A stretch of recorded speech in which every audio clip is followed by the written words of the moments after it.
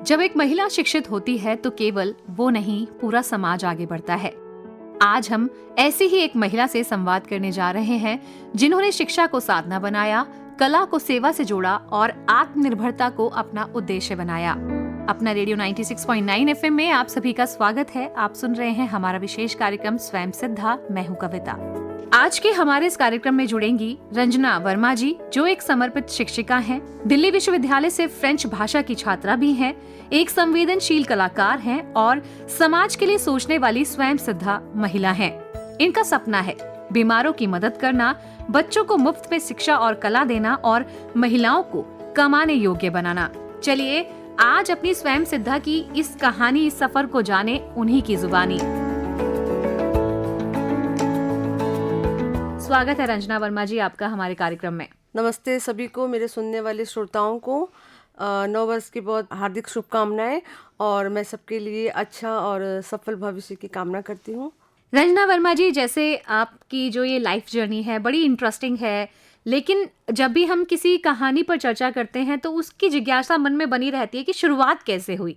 तो थोड़ा सा अपने बारे में बताइए, किस तरह का व्यक्तित्व है, आप क्या क्या करती हैं इसके अलावा? मैं पेंटिंग्स करती हूँ, क्राफ्ट वर्क करती हूँ, साड़ियों पे पेंटिंग करती हूँ, ज्वेलरी बनाती हूँ, हैंडमेड ज्वेलरी, बॉटल्स एंड बहुत तरह की चीज़ें क्राफ्ट में बनाती रहती हूँ। इसके अलावा मैं पढ़ाती भी हूँ, छोटे बच्चों को इंग्लिश फोनेटिक्स पढ़ाती हूँ और मैं खुद ही फ्रेंच लैंग्वेज सीख रही हूँ 3 साल से दिल्ली यूनिवर्सिटी से।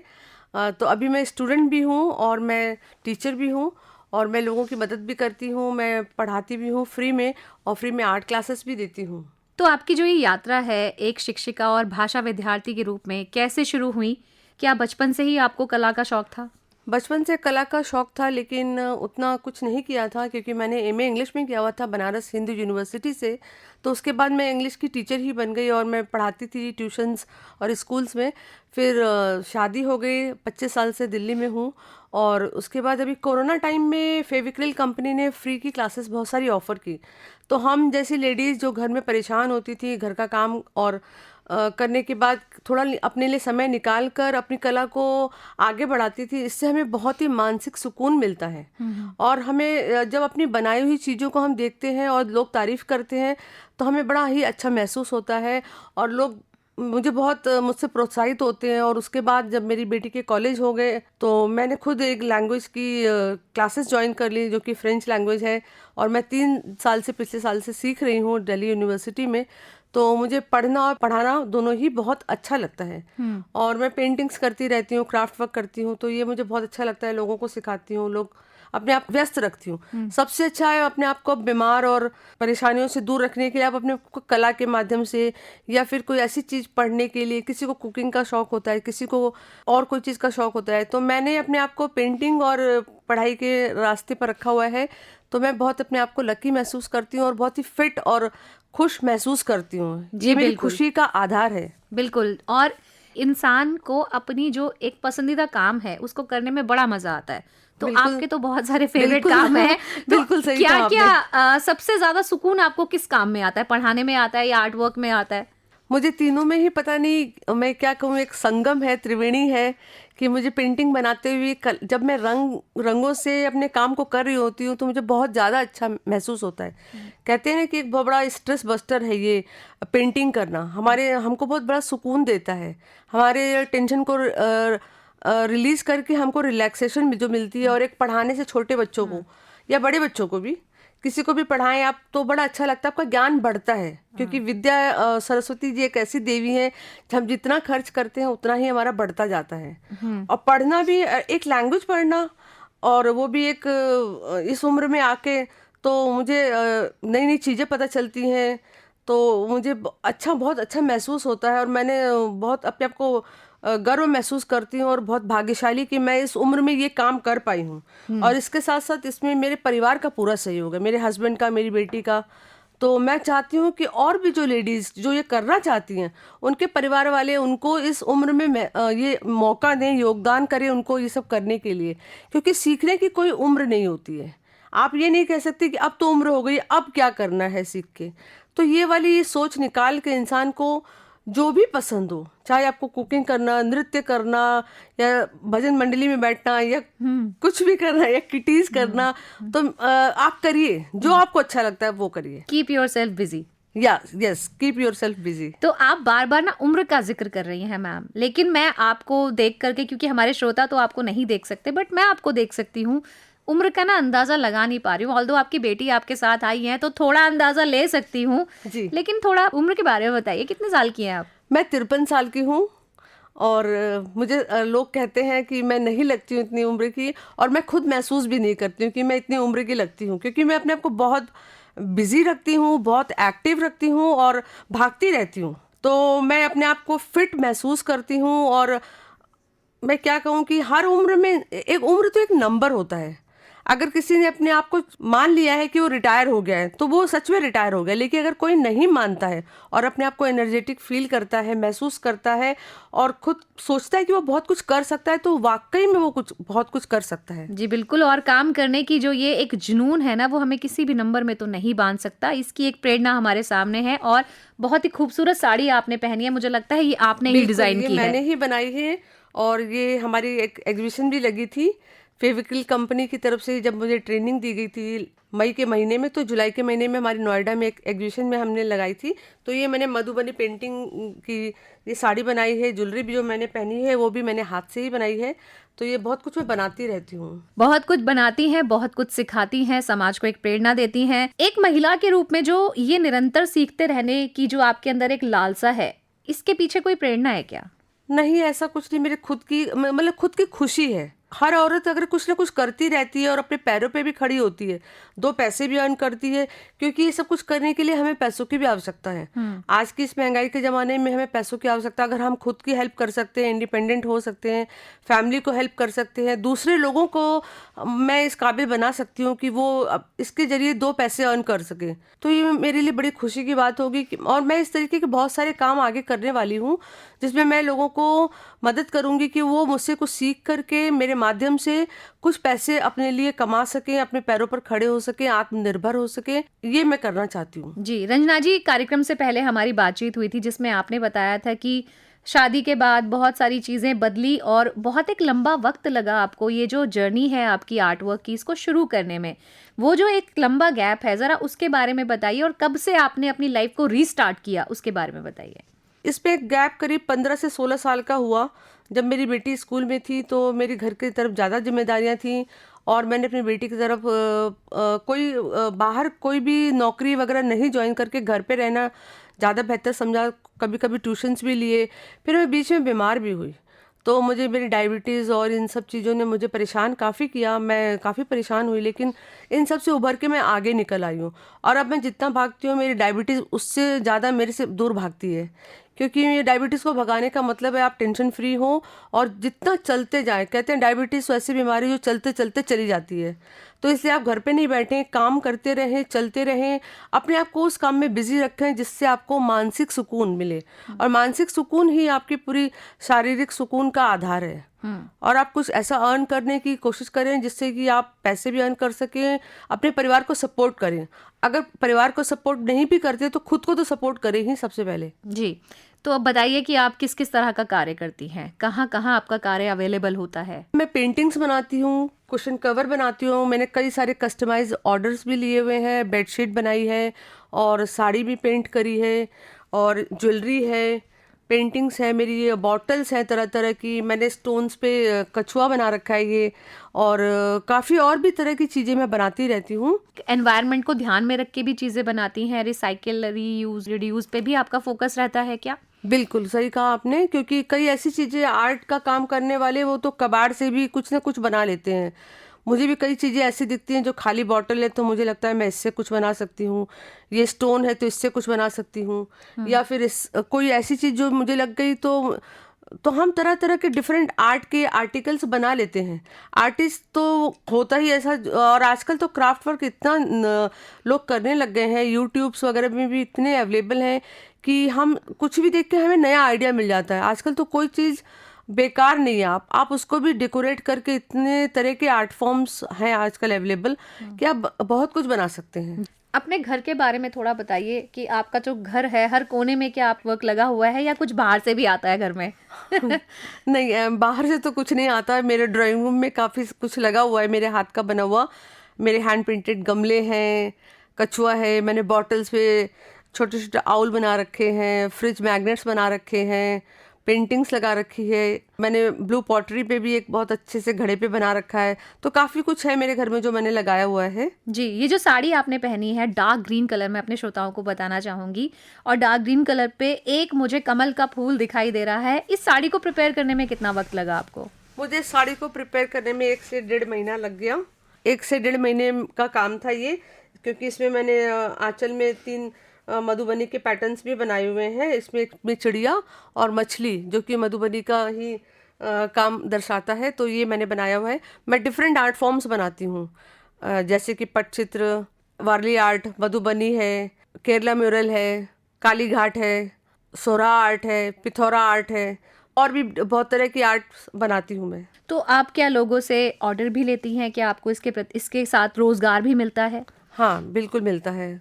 बहुत सारे लोग मुझसे साड़ी खरीदते हैं, ज्वेलरी है, मेरे कुशन कवर्स हैं और पेंटिंग्स हैं, बॉटल्स हैं, ये सब मेरे लोग पसंद करते हैं और मुझे ऑर्डर भी देते हैं। तो अब जब एक महिला जो कि घर गृहस्थी में फंस गई थी, उम्मीद बहुत थी, सपने बहुत देखे थे, लेकिन लाइफ में ना, लाइफ जीने की कोई उम्र जैसे आपने कहा होती नहीं है, आपने अपने जो उड़ान है उसको पंख दिए और अब आप कमाना शुरू कर चुकी हैं। हालांकि टीचर हैं आप, तो कमा ही रही हैं, लेकिन ये जो आर्ट वर्क है जिसके लिए आई थिंक सबसे ज़्यादा ज़रूरी है कि लगन कितनी है, पैसे हाथ में आते हैं, कैसा फील होता है? पैसे हाथ में आते हैं तो बहुत अच्छा फील होता है, और फिर मैं नए नए सामान खरीदने के लिए तुरंत तैयार भी रहती हूँ कि ये कलर्स खरीदने हैं, या ये MDF बोर्ड खरीदने हैं, ये कपड़ा खरीदना है, ये साड़ी खरीदनी है प्लेन। तो स्टॉक में काफ़ी कुछ रखना पड़ता है। तो मैं बहुत अच्छा महसूस करती हूँ कि मैंने अपने हाथ से जो काम किया, मैं उससे पैसे अर्न करके उसको अपने पास रखती हूँ, और उसी से आगे का काम करने के लिए मुझे एक माध्यम मिल जाता है। रंजना जी, वैसे तो मार्केट में बहुत कंपटीशन है इस लाइन में, और आजकल तो बहुत सारे लोग यूट्यूब से सीख कर ही अपने आप को एम्प्लॉयड कर रहे हैं, स्टार्टअप शुरू कर रहे हैं। जब इस तरह के कंपटीशन देखती हैं तो क्या अच्छा लगता है या कोई इनसिक्योरिटी फील होती है? नहीं, बिल्कुल नहीं इनसिक्योरिटी फील होती है। बहुत कुछ है। मैं तो बोलती हूँ कि हर किसी को करना चाहिए, अपने लेवल पे हर कोई करे, थोड़ा थोड़ा ही करे। अब मैं एक छोटा सा उदाहरण देती हूँ आपको। हमारे घर के आसपास कभी ना कभी चाय भी बिक रही होती है, तो वहाँ पे तमाम चाय वाले या स्टेशनरी शॉप्स होती हैं। पर इसका ये मतलब नहीं है कि किसी एक स्टेशनरी शॉप के खुल जाने से दूसरे स्टेशनरी शॉप की सेल पे फ़र्क पड़ता है, ऐसा कुछ नहीं है। लोग अमेजोन से भी खरीद रहे हैं, लोग होलसेल मार्केट से भी खरीद रहे हैं, लोग पास के मार्केट से भी खरीद रहे हैं। तो हर चीज़ें हर जगह अवेलेबल होने से कुछ नहीं है। मैं तो चाहती हूँ सभी लोग तरक्की करें, सभी लोग रोजगार में से जुड़े रहें और सभी लोग कमाते रहें, और भगवान सबको खुश रखे। ये हमारी दुनिया बिल्कुल अच्छी हो, सभी लोग खुश हों और सभी लोग संपन्न हों। किसी को किसी से कोई ईर्ष्या नहीं रखनी चाहिए, बल्कि मैं सबको आशीर्वाद देती हूँ, और सब मैं खुद के लिए भी भगवान से आशीर्वाद की कामना करती हूँ कि वो मुझे भी दे और सबको भी दे जी। और हम सब खुश रहें। तो आपके काम की सबसे अच्छी एक जो क्वालिटी है, जो आपके काम को सबसे अलग बनाती है, वो क्या है?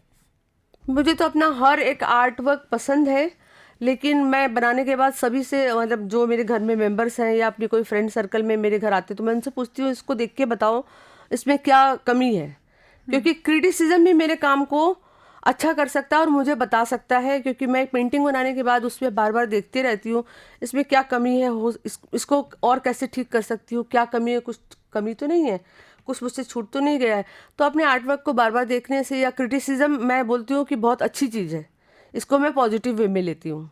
जैसे हम एक आपकी ये जो आकृति है इसको देख पा रहे हैं, ये हनुमान जी का चित्र है जो आपने बनाया है, लेकिन बहुत सूक्ष्म, बहुत बारीक है, इसके बारे में भी बताइए। ये तो करते करते देखिए आ जाता है, कहते हैं ना कि practice makes a man perfect.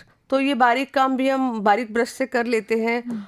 ऐसा नहीं कि कभी कोई काम बिगड़ता नहीं है, थोड़ा बहुत बिगड़ जाता है, लेकिन हमारे अंदर कला है तो हम उसे ठीक भी कर लेते हैं, और हम उसे उभार के वापस अच्छा कर ही लेते हैं। तो अगर कोई ऐसा कर रहा है और उससे गलती हो गई है तो घबराने की बिल्कुल भी ज़रूरत नहीं है, आपके हाथ में ही है, क्योंकि यहाँ इंसान आने के बाद ही सीखता है।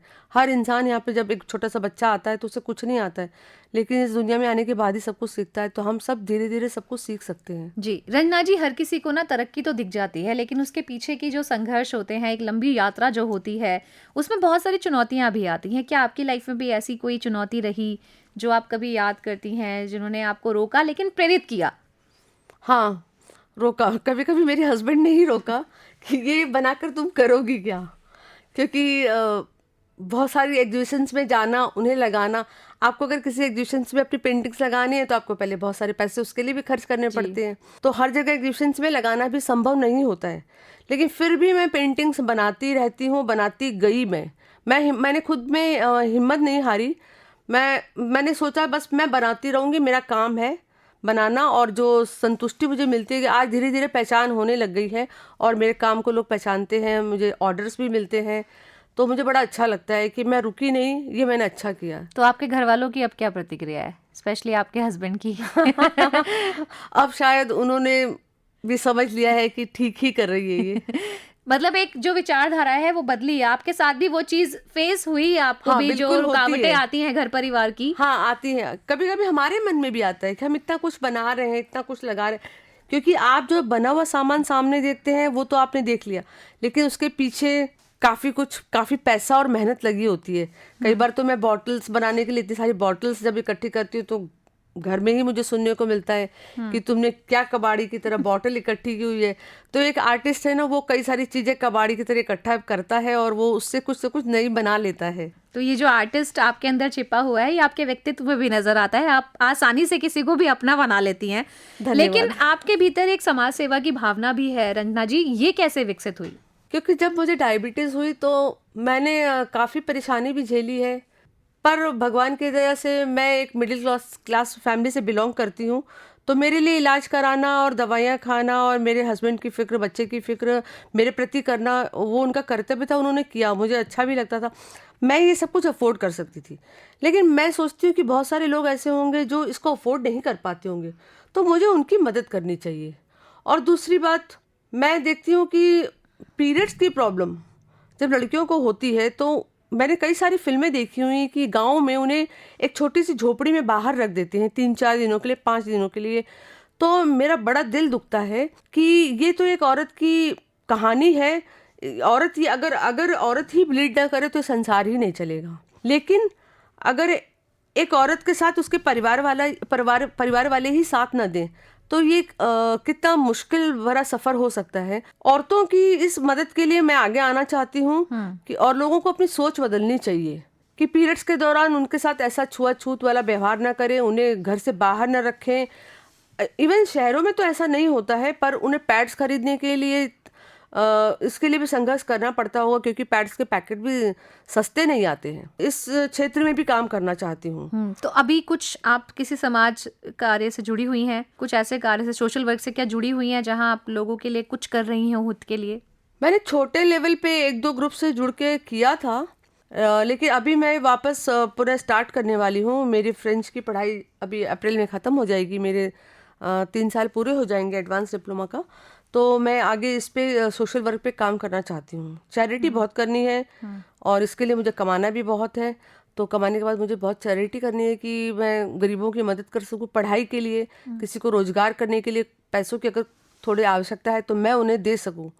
जी। तो इसके लिए मुझे खुद को काबिल बनाना है पहले। जी, आपकी बेटी जब आपको इतना सारा काम करते हुए देखती है तो कैसा वो अपने आसपास महसूस करती हैं? कभी उन्होंने अपनी प्रतिक्रियाएं जाहिर की? एक्चुअली मेरे एडमिशन कराने में मेरी बेटी का ही सबसे बड़ा हाथ है। उसी ने मुझे बोला था कि मम्मी आप एडमिशन लेना चाहती हो, आप करो, मैं आपके साथ हूँ। हालांकि हस्बैंड थोड़ा सा सोच रहे थे कि अगर क्लासेस के लिए भी जाएगी इवनिंग में तो फिर घर पे थोड़ा डिस्टर्ब होगा, घर कौन देखेगा, लेकिन उन्होंने भी एडजस्ट किया और मेरी बेटी ने तो मेरा बहुत बड़ा सहारा बनी है वो इसमें। तो आज कैसा महसूस करती हैं जब आपका डिप्लोमा ही पूरा खत्म होने वाला है? अब तो आप फ्रेंच सीख जाएंगी, तो बिल्कुल। इसके बाद क्या आप आगे बच्चों को फ्रेंच सिखाना? फ्रेंच पढ़ाऊंगी मैं, और मैं मेरा खोलने का मन है इंस्टीट्यूट एक कि जहाँ पे लैंग्वेजेस बच्चों को कम फीस में पढ़ाया जाए। जिससे कि मैं ये सोचती हूँ कि जो पेरेंट्स कराना चाहते हैं पर उन पे बर्डन पड़ता होगा कि इतनी इतनी फीस, क्योंकि आजकल 500 600 पर आवर की क्लासेस लोग चार्ज करते हैं और more than this also charge करते हैं। तो अगर कम पैसों में अगर हो सके तो वो बच्चों को पढ़ा सके, मेरा ऐसा सपना है। अगर भगवान चाहेंगे तो पूरा होगा कि मैं कम पैसों में उनको लैंग्वेजेस के लिए ये सुविधा मुहैया करा सकूं। आपको कब लगा कि आप एक स्वयं सिद्धा हैं अब? करीब 2 या 3 सालों से, जब मैंने अपने आप को ज़्यादा ही काम में लगा दिया और अब मैं समझती हूँ ज़िंदगी में आराम करने का टाइम नहीं है और ज़िंदगी का मतलब आराम करना ही नहीं है। करते रहो, यही ज़िंदगी है। आप जितना करते रहेंगे उतना दिमाग व्यस्त रहेगा और अब शरीर भी एक्टिव रहता है उससे। क्या आप सोशल मीडिया का सहारा लेती हैं? लोग आपको पहचानते हैं जब आप जाती हैं? अभी इतना तो नहीं है, लेकिन हाँ, मैंने इंस्टाग्राम पे पेज बनाया हुआ है और यूट्यूब पे भी बनाया हुआ है चैनल अपना। कैसे सेल करती हैं अपने प्रोडक्ट्स को अभी? आई मीन कैसे लोग आप तक पहुंचते हैं? वो माध्यम कौन सा होता है? अभी मेरा ऑनलाइन से ज़्यादा फिजिकली जैसे एग्जीबिशंस वगैरह में थोड़ा जाना और वहाँ पे डिस्प्ले करना, और लोग व्हाट्सएप से जो फ्रेंड्स वगैरह होते हैं वो लेते हैं तो उनको स्टेटस पे शेयर करती हूँ। क्या आप थोड़ा सा अपने रेट भी बताना चाहेंगी प्रोडक्ट्स के, कि क्या आप एक पॉकेट फ्रेंडली बजट में काम करती हैं लोगों के लिए? क्या लोग अगर अच्छे सामान से अपने घर को सजाना चाहें तो वो बजट फ्रेंडली होता है क्या? हाँ, वो बजट फ्रेंडली है। मेरी ज्वेलरी जो स्टार्ट होती है करीब 150 रुपए की है, टेराकोटा की है, कपड़ों की भी है और इयररिंग्स भी है मेरे पास 50 रुपीज़ 60 रुपीज़ की। मेरी बॉटल्स भी हैं जो 100-150 रुपए की हैं, कोई 200 की, जिसमें जितना ज़्यादा काम है। पेंटिंग्स भी मेरी 400-500 या 1000 की या कोई 700 की। कुशन कवर भी हैं इस तरीके से। तो मैं बहुत ज़्यादा रेट नहीं लगती जिससे कि लोग देखने के बाद मन में सोचे कि बहुत ज़्यादा पैसे मैं चार्ज कर रही हूँ। जी। तो मैं इतना चाहती हूँ कि कोई खुशी खुशी मेरा सामान ले और खुशी से अपने उसको घर में रखे या मेरी बनाई हुई ज्वेलरी को पहने या साड़ी को पहने तो अच्छा महसूस करे, जिससे मेरे पास और ऑर्डर्स आ बिल्कुल, सके। मेरी नज़र तो आपकी साड़ी पे ही है। मेरी साड़ियों की कॉस्ट रहती है कोई 1700, 2000, 2500, 3000। कपड़े के ऊपर डिपेंड करता है कि वो सिल्क पे है, कोटा डोरिया पे है या कॉटन पे है, शिफॉन पे है और उसमें काम कितना है, इन सब पे निर्भर करता है। तो रंजना जी, आप मानती हैं कि अपने काम को जो प्रमोशन देना होता है वो एक्चुअली हमसे ही स्टार्ट होता है? जब भी कोई भी हमारे घर के आसपास फंक्शंस होते हैं या कुछ होता है तो हमारा एक लेडीज़ का ग्रुप भी है, तो हमने वहाँ पे भी हम कुछ ना कुछ कार्यक्रम करते ही रहते हैं। जैसे अभी 26 जनवरी का होने वाला है तो मैं अपनी हैंड पेंटेड साड़ियाँ या ज्वेलरी पहन कर जाती हूँ, बैग लेकर जाती हूँ, तो लोग बहुत अप्रिशिएट करते हैं और मुझसे पूछते हैं और कुछ लोग खरीदते भी हैं और कुछ लोगों ने इंटरेस्ट भी शो किया हुआ है कि वो मुझसे सीखेंगे। लेकिन मैंने सभी को भी 3 महीने के होल्ड पे रखा हुआ है कि अप्रैल के बाद मैं फुल फ्लेज्ड वे में क्लासेस लेने वाली हूँ, वो भी फ्री क्लासेस, बहुत सारी मैं फ्री क्लासेस देने वाली हूँ। मैं अभी वो प्रश्न पूछने ही वाली थी कि आपके पास तो बहुत सारे रोजगार के साधन है, पर आपने उसे एक सोशल वर्क की तरह लिया। ये आपकी पर्सनालिटी को और अधिक अलग बना देता है। तो रंजना जी, जैसे आप ऑलरेडी एक शिक्षा के क्षेत्र में हैं, कला की आप धनी हैं, और आपको क्या लगता है कि शिक्षा और कला बच्चों के जीवन की दशा को बदल सकती है क्या? बिल्कुल बदल सकती है। शिक्षा बिना तो देखिए कुछ है ही नहीं। पहला काम ही है बच्चे को शिक्षित होना। लेकिन आजकल एक छोटे छोटे बच्चे भी कुछ पेंटिंग्स बना करके, कुछ आर्ट वर्क करके, जैसे कि बॉटल्स पे हैं, एमडीएफ बोर्ड पे हैं, की चेन बना के, इयररिंग्स बना के, आजकल कॉलेज के बच्चे भी यही काम कर रहे हैं। बहुत कुछ बना रहे हैं साथ साथ और अर्न भी कर रहे हैं। तो कला और शिक्षा तो एक संगम, दोनों का एक संगम है, तो दोनों साथ साथ चलते हैं। इसके साथ तो बच्चे पढ़ सकते हैं और कुछ अपने लिए अर्न भी कर सकते हैं। जी। एक महिला को अगर आज आत्मनिर्भर बनना हो, सेल्फ डिपेंड बनना हो, तो आपको क्या लगता है कि सबसे ज़रूरी चीज़ें उस औरत में क्या होनी चाहिए? उस औरत का दिमाग तो सबसे पहले बैलेंस्ड होना चाहिए। दुनिया कुछ भी बोलती रहे, उसको देखना चाहिए कि मैं अपने परिवार के लिए और अपने लिए क्या कर सकती हूँ। दुनिया का काम तो है बोलना, दुनिया कुछ ना कुछ बोलती रहेगी और कुछ लोग उसके बाद आएंगे आपके परिवार से ही बोलेंगे।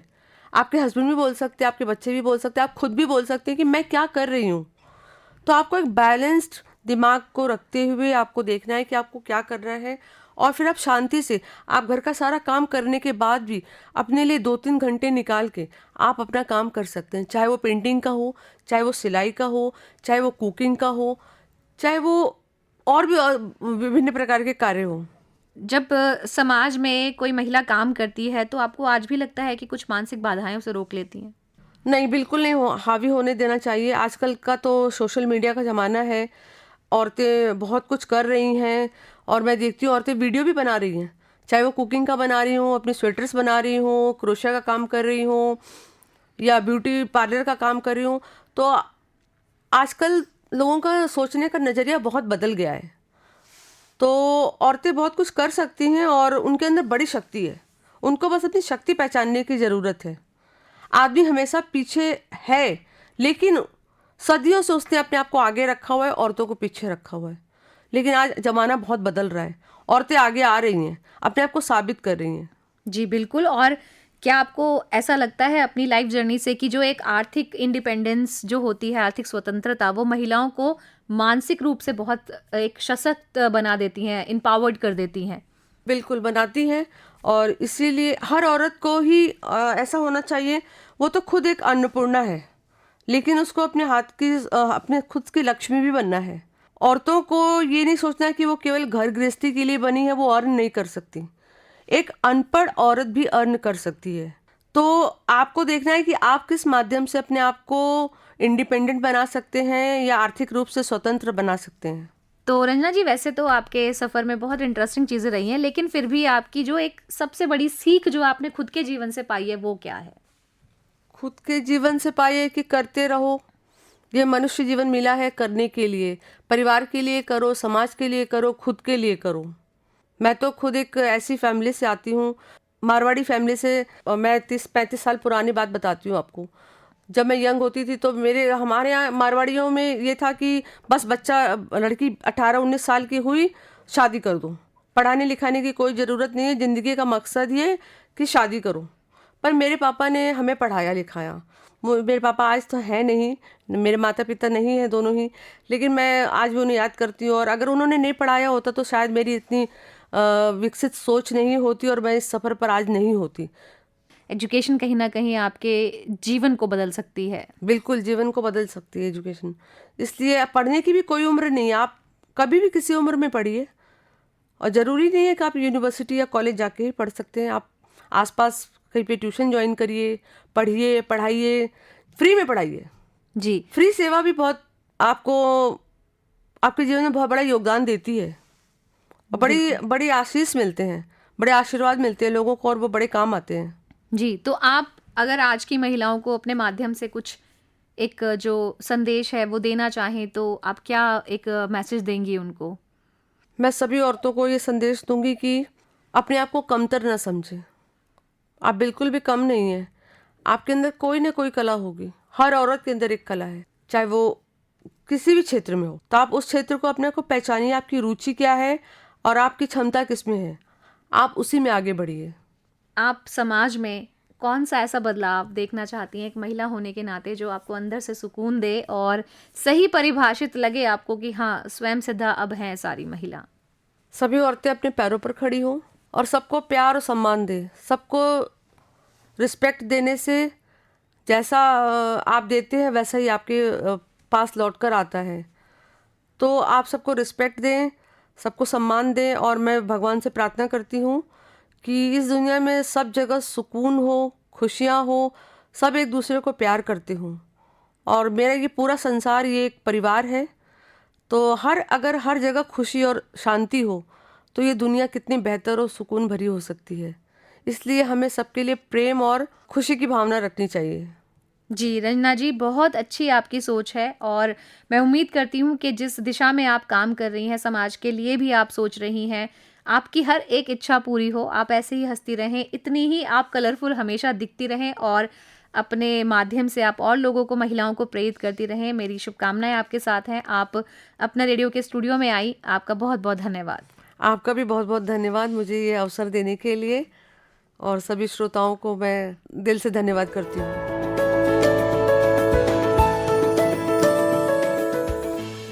तो दोस्तों, स्वयं सिद्धा महिला वो नहीं होती जिसके पास सब कुछ होता है, बल्कि वो होती है जो उसी में से दूसरों के जीवन में बदलाव लाना चाहती है। आज के इस संवाद में हमने जाना कि शिक्षा केवल पढ़ाने का माध्यम नहीं, केवल शौक नहीं, सफलता केवल व्यक्तिगत उपलब्धि नहीं होती, बल्कि दूसरों को अपने ज्ञान से ऊर्जित करने के लिए भी एक माध्यम अपनाया जा सकता है। रंजना वर्मा जैसी महिलाएं ये सिखाती हैं कि जब ज्ञान, संवेदना और सेवा एक साथ चलते हैं तो समाज खुद ब खुद सशक्त होने लगता है। आइए हम सभी अपने भीतर की स्वयं सिद्धा को पहचानें, सीखें, आगे बढ़ें और दूसरों का हाथ थामना बिल्कुल भी ना भूलें। इसी संदेश के साथ आज के इस कार्यक्रम में इतना ही। अगले कार्यक्रम में फिर मिलेंगे एक और स्वयं सिद्धा के साथ। तब तक सुनते रहिए अपना रेडियो 96.9 FM।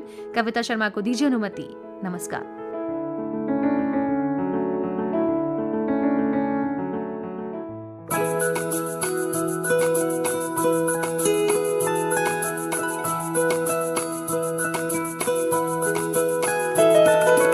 मेरी ख्वाहिशें, मेरे अरमान, मेरा बस यही सपना, जिंदगी में हर कोई समझे हम सफर मुझे अपना, अपना, बस अपना।